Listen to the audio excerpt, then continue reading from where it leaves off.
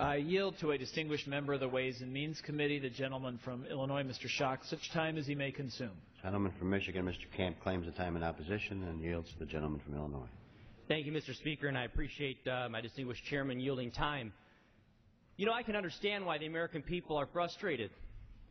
We have a president who from day one campaigned on raising taxes,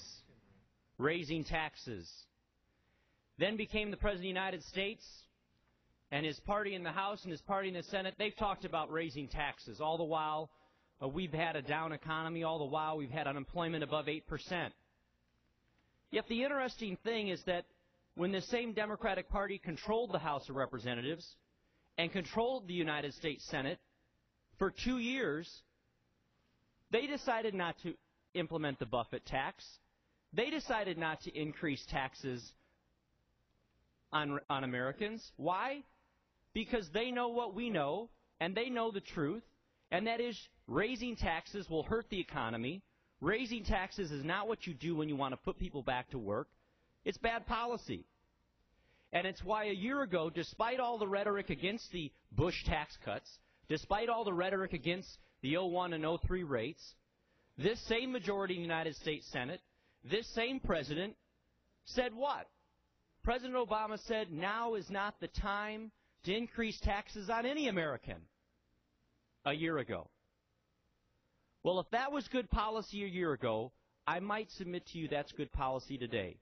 I don't know many Americans who believe a year ago the economy was in any worse situation than it is today. Raising taxes is not good policy on any American. And if ever there was a starker contrast between the two visions for America, if ever there were a starker contrast between the Republican and the Democratic Party's vision on how to get the economy going, it's what's happening today in Washington, D.C. Across this hallway in the United States Senate, they are attempting to raise taxes on America's small businesses. Yes, pass-through entities that pay a rate and take that capital away from them and their ability to invest in capital, their ability to hire workers. And here in the House of Representatives, we're trying to do the opposite. We're saying we're listening to these job creators. We're listening to these people that actually do the hiring. You know what they're saying? Their access to capital is drying up. Their cash in their bank account doesn't quite meet their needs each month.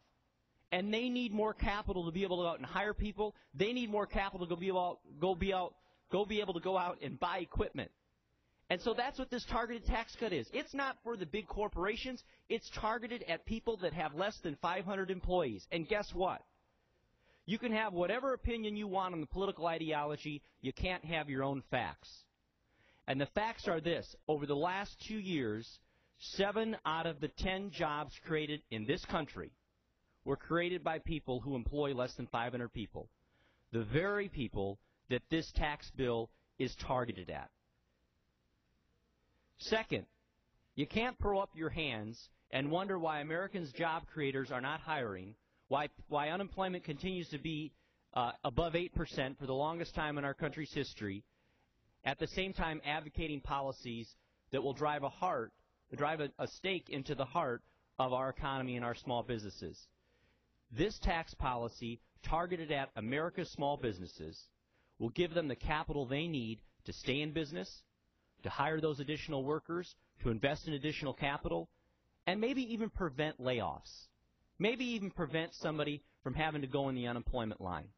It's policy, and I wish that our friends on the other side of the aisle would embrace the policy that they had a year ago, which is tax increases on any American is a bad policy in a down economy. I yield back.